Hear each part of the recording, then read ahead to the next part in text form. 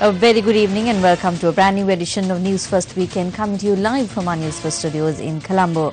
I'm Lanka. Let's start off with a look at the stories making headlines this evening.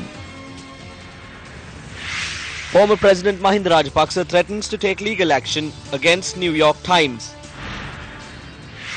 Ceylon Petroleum Cooperation warns Sri Lankan airlines that it will stop providing fuel if overdues are not settled by Wednesday. Finance Ministry responds to former central bank governor's statistics on the GDP. 900 grams of cocaine capsules worth over 20 million rupees discovered at the BIA. Another expose on the loss to the Mahalo Fund as a result of the bond scam. Veteran actor and director Roy De Silva passes away.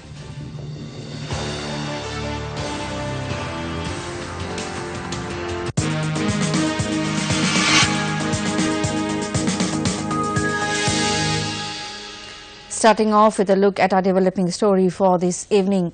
Former President Mahinda Rajapaksa has threatened to take legal action against the New York Times, charging that the allegations raised by the article written by them are false.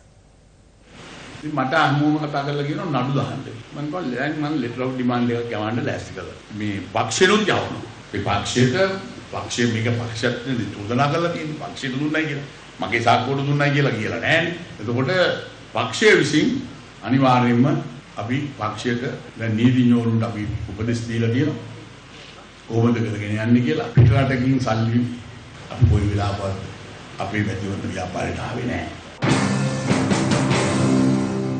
The former president has issued a media release regarding the article published by New York Times. The article reads, quote, China Harbour Company Limited did not provide any money for my presidential election campaign in 2015.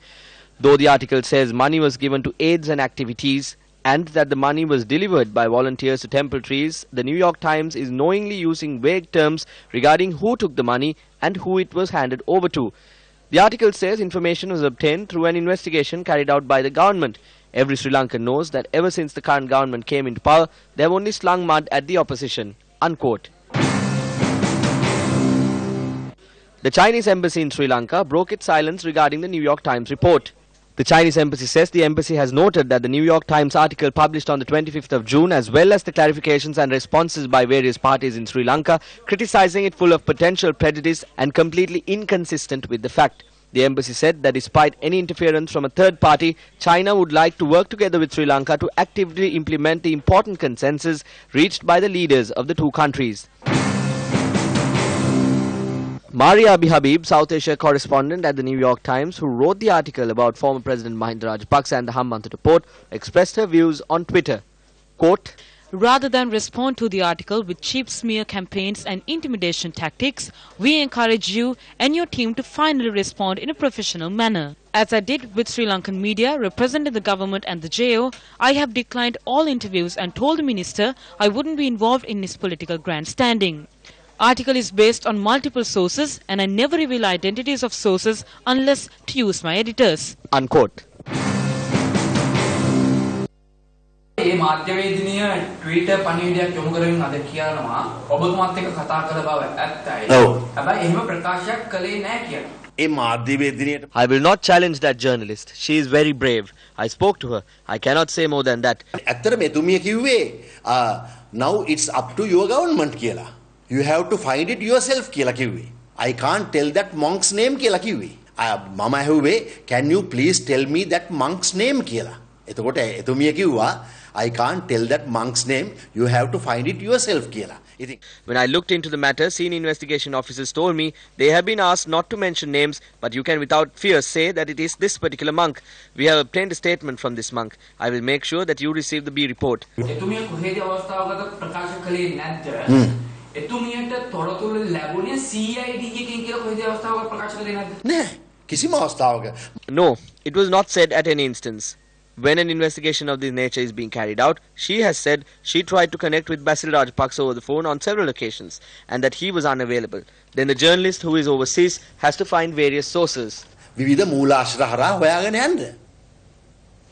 The Ceylon Petroleum Cooperation says if the Sri Lankan Airlines does not pay the money that it owes to the CPC by Wednesday, they will refrain from distributing fuel to the national carrier.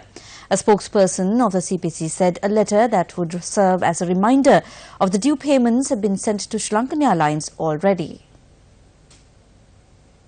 As per an agreement reached by the CPC with Sri Lankan Airlines, fuel worth 13 billion rupees is provided to the national carrier on a credit basis.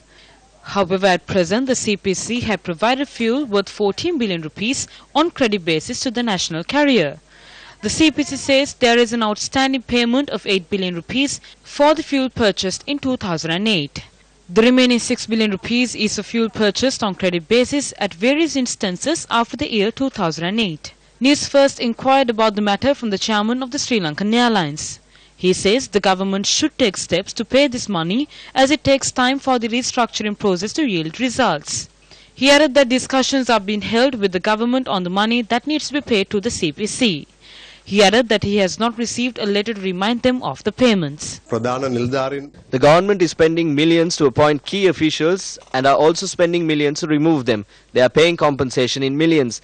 The same government that says there is an excess of people are using ministers to force the company to hire people. At one time they say it should be closed, another minister says it should be buried. At another time they say this needs to be sold. At another time they say it needs to be restructured. There is no longevity for the national carrier if it does not have a proper business plan. They cannot operate this like they operate a retail shop. This would be the final result. We strongly urge the government to stop messing about with the national carrier like you have done for the past 3 years. Meanwhile, the Ceylon Electricity Board has to pay 45 billion rupees to the CPC. The CPC says that it should receive 312 billion rupees from the Treasury for the national fuel concession. The Ceylon Petroleum Cooperation has to receive approximately 69 billion rupees from state-owned companies. Against this backdrop, the Inland Revenue Department decided to cancel all bank accounts of the CPC since they were unable to pay a sum of 762 million rupees as taxes. As a result, operations of the CPC were affected. The distribution of fuel, purchases and other activities were also stopped. The CPC added that after 500 million rupees was paid to the Inland Revenue Department, the situation returned to normalcy. The Inland Revenue Department has informed the CPC that the balance of 262 million rupees has to be paid by the 20th of July. High officials of the CPC says though the Inland Revenue Department has asked that the due amount to be charged from state institutions, the officials at those institutions have not done so. Another session of the Elia conference was held in Dambulla today.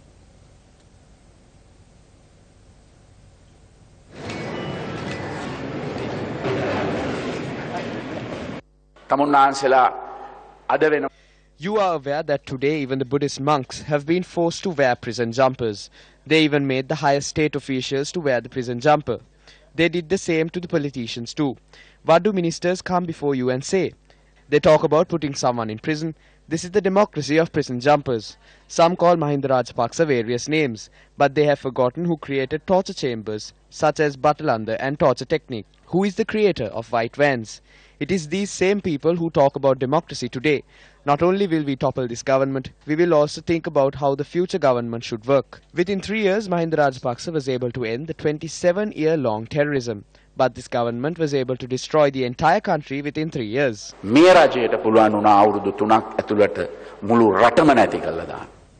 Former President attended a meeting organized by the Provincial Council representatives of the Kuru Nagala district. Here are some of the views expressed at the event. They have only one thing. During the last 3.5 years, they have been slinging mud at us. We got together and won the country for them. How can he peacefully go to bed at 10? If necessary, he can even sleep at 9. Why? Because there is no problem, because all the work will be done. I won't take note of what the daughter says. I did not say these things to insult him. I only talked about the things we did. He too was in our government. We do give him that respect. He was with me until he left after eating hoppers. See how smart he is to keep a secret like that.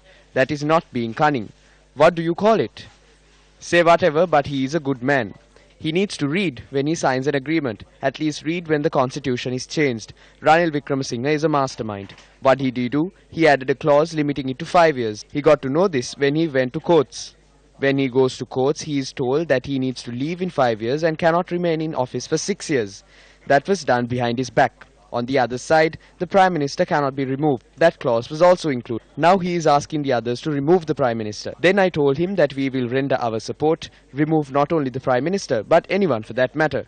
Finally, he got scared and let it go. Since I knew this, I said in public that I can't. I said if it is successful and if things are done well, then I will join him. Finally, we provided people. Everything changed in the night. Those who agreed in the morning changed by afternoon. That is Maitri. We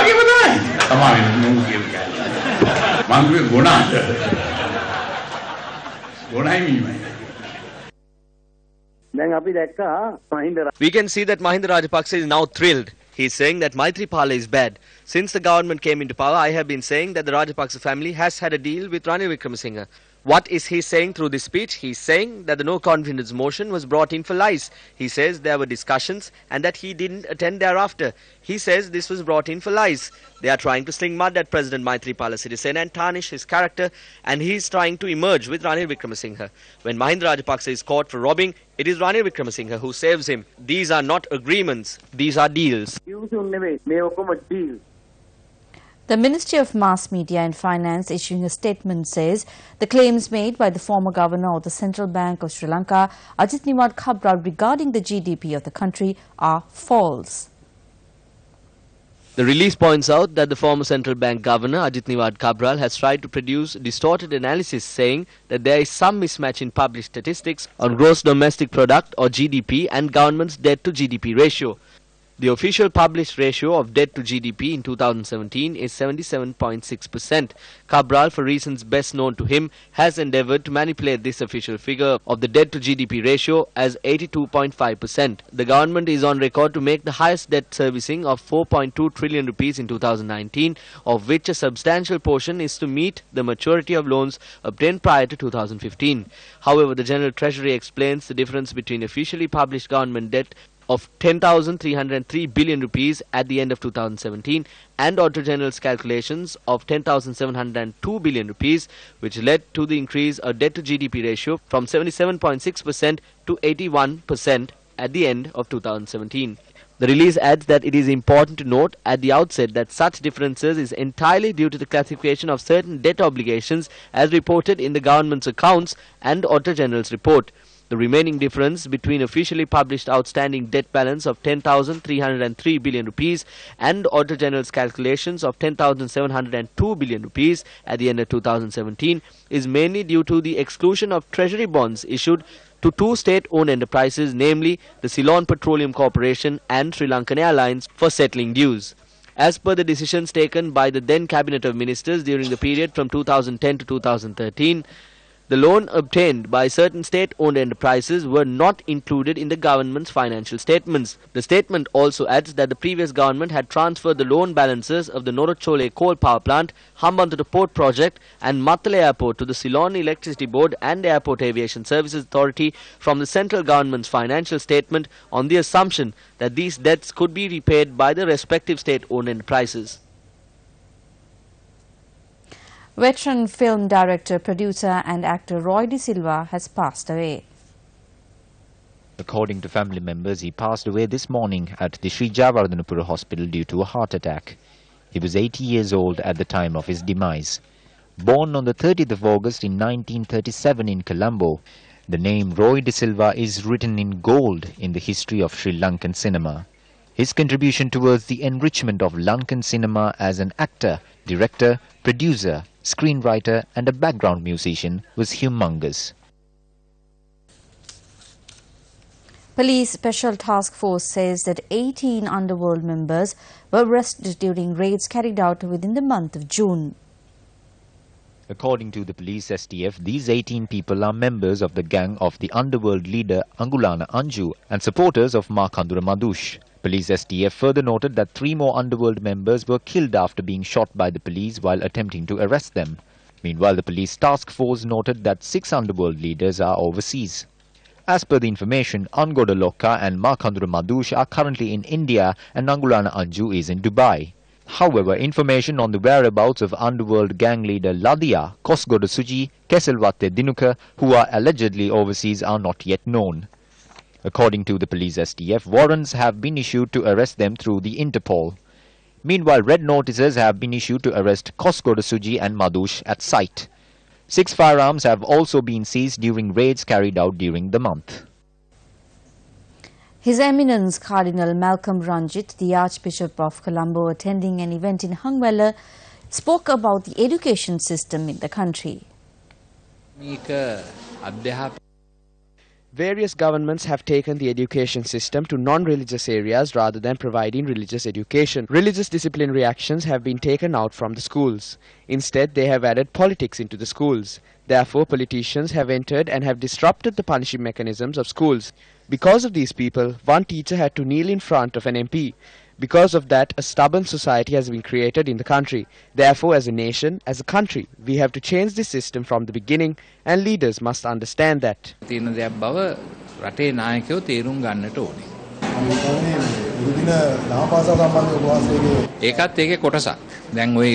That is also part of this. I have mentioned about the Sunday schools to all the governments. I have sent a letter to the President as well, and I received a reply.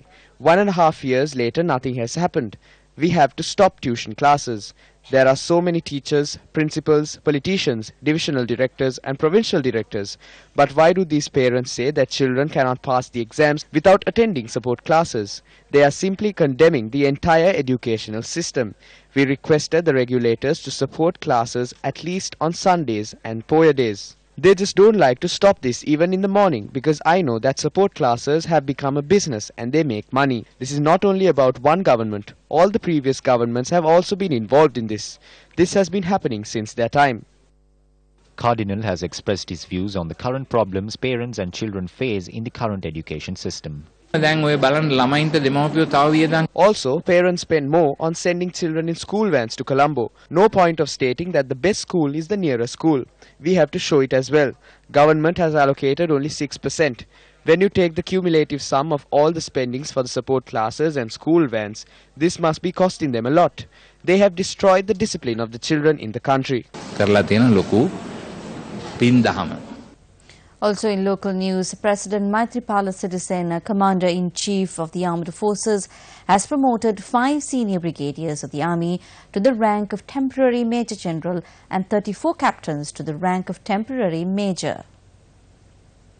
All 5 senior officers, while serving either as support, infantry or service arms or in combat, have played praiseworthy roles during humanitarian operations and rendered yeoman service to the country in the fight against terrorism and separatism. Brigadier H.G.I. Vidyananda of Sri Lanka Army Ordnance Corps, who was promoted to the rank of Temporary Major General, served as the Commandant, Army School of Logistics, and held the appointment of Director, Directorate of Ordnance Services at the Army Headquarters and a number of other key appointments. Brigadier T.J. Nanayakara, who was promoted, is currently serving as the General Officer Commanding of the 11th Division. He is also the Commander of the Area Headquarters in Mana. Brigadier D.M.W.W.M.R.B.M. Daulagala of the Gajaba Regiment, who was promoted, is currently serving as Director, Army Recruitment, AHQ. Brigadier S.K. Thirunavakarasu of Sri Lanka Engineers, who is currently serving as Director of Rehabilitation of the Army, was also promoted to the rank of Temporary Major General. Brigadier P.R. Vanigasuriya of the Sri Lanka Artillery Regiment, who is currently serving as General Officer Commanding of the 59th Division under the Security Force Headquarters Mulathivu, was also promoted to the temporary rank of Major General. He also served as the military spokesman. The Centre for Human Rights and Research Sri Lanka says the Mahalo Scholarship Fund has been misused by perpetual treasuries during the controversial bond scam. The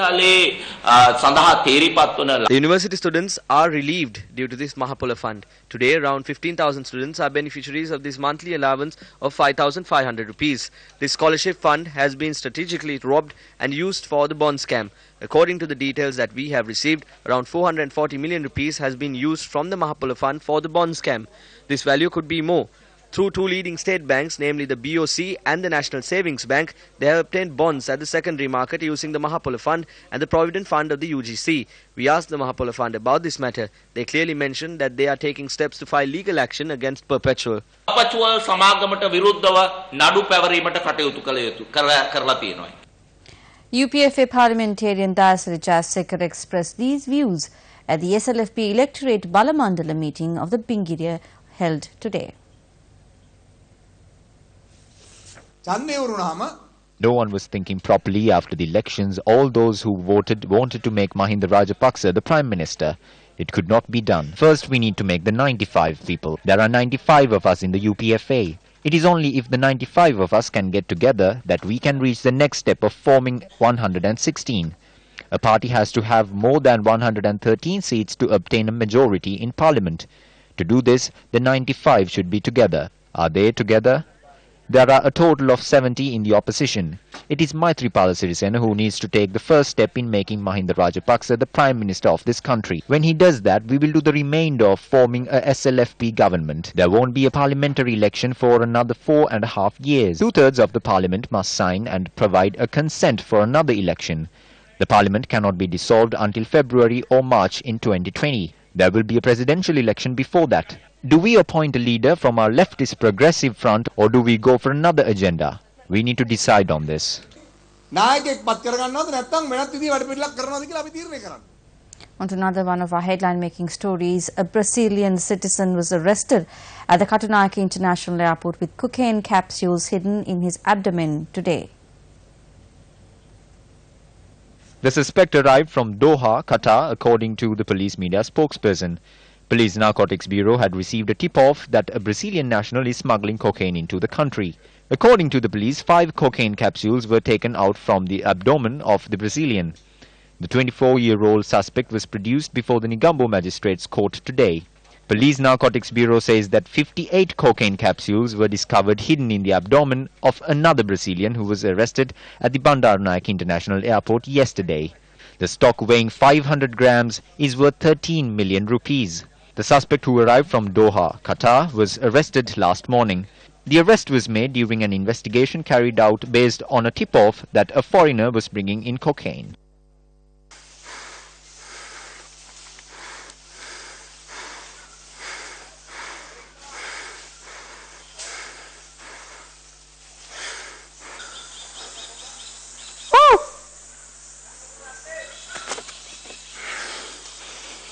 Mangga umbala merno ke ita palla umbala merno ke ita palla oh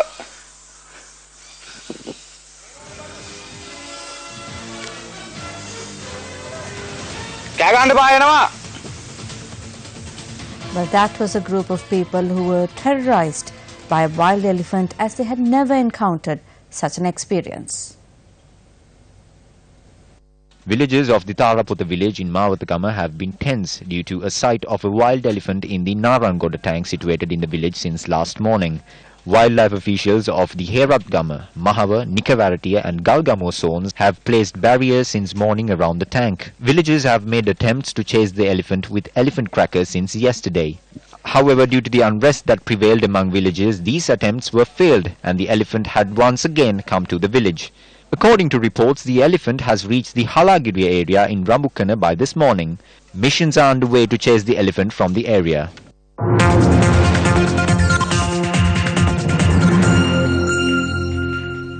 Training sessions have begun at the Soul Sounds Academy for the team who will be representing Sri Lanka at the World Choir Games in South Africa. World Choir Games is the largest choral event organized by the Interculture Foundation.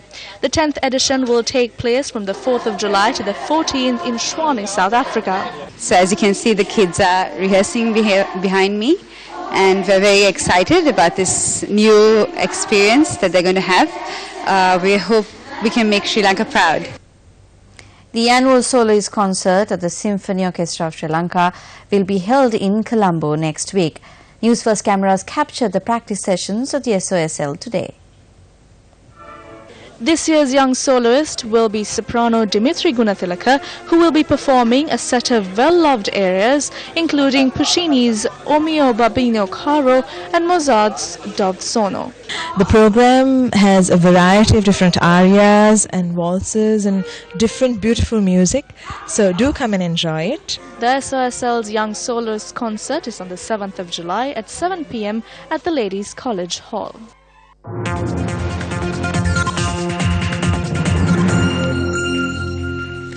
Moving on to news overseas, Harley-Davidson plans to shift a portion of its US motorcycle manufacturing capacity to foreign markets after a trade spat between President Donald Trump and the European Union led to increased tariffs. Land deeds were distributed among estate workers in Panwila, Kandy under the auspices of Prime Minister Ranil Wickremesinghe. This is just the beginning. Under this program, we will hand over the ownership of 7 purchases of land to estate workers, be it Sinhalese or Muslims. We will give land ownerships to all the villagers. This is the biggest program we have implemented.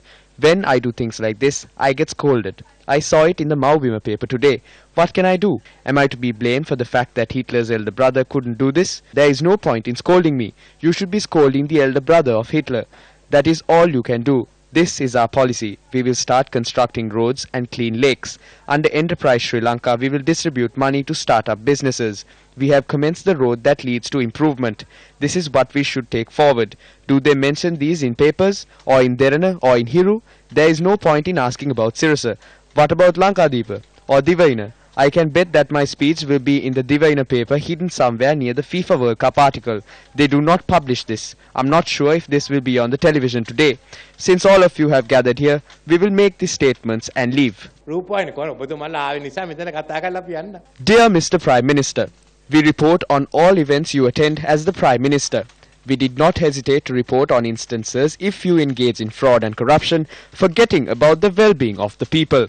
We have reported on injustices and weaknesses of this government as well as the previous government. We can only speak on behalf of us. Therefore, do not get disheartened.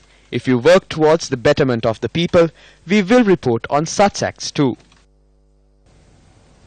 And with that, we wrap up tonight's edition of Weekend Primetime News. Thank you very much for joining us. Good night.